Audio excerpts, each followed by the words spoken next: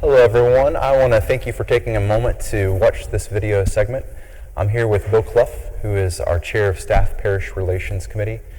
And as we kind of venture into a new era of ministry, I thought it might be good for Bill and I to have a conversation, maybe talk about some things that might be on your mind, questions that you might be asking, or questions that kind of help us get a picture of where we're moving forward as a church. And so over the next few weeks, Bill and I will be recording some conversations and sharing them with you.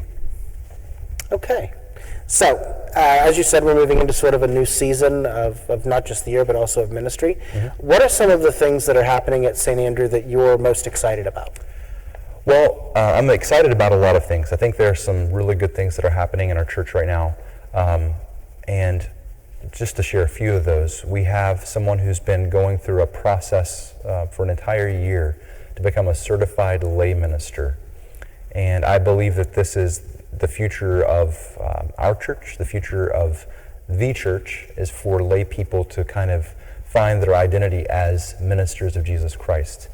And so Sheila's getting ready to wrap that up, but we also have someone else who has started the same process, someone who is dipping their toe and contemplating that, as well as a college student who is contemplating and discerning the possibility of vocational ministry.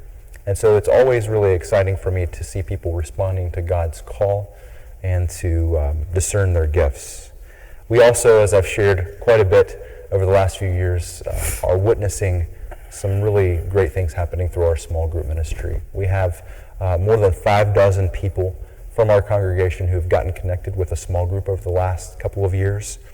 And some of those folks have shared with me that they've really just grown leaps and bounds in their faith.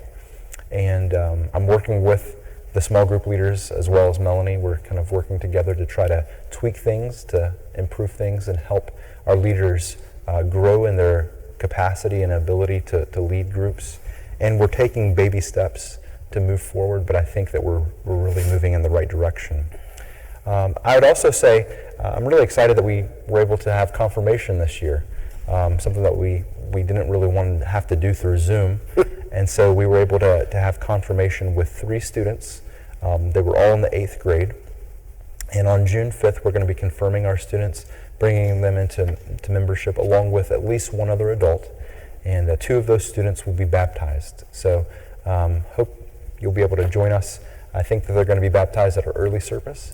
And so it'll be an exciting time. I'm not sure exactly, if someone's going to be coming into membership, in our 11 o'clock service, but we've got people coming into membership in our church, and it's going to be an exciting time, and that happens to be Pentecost Sunday.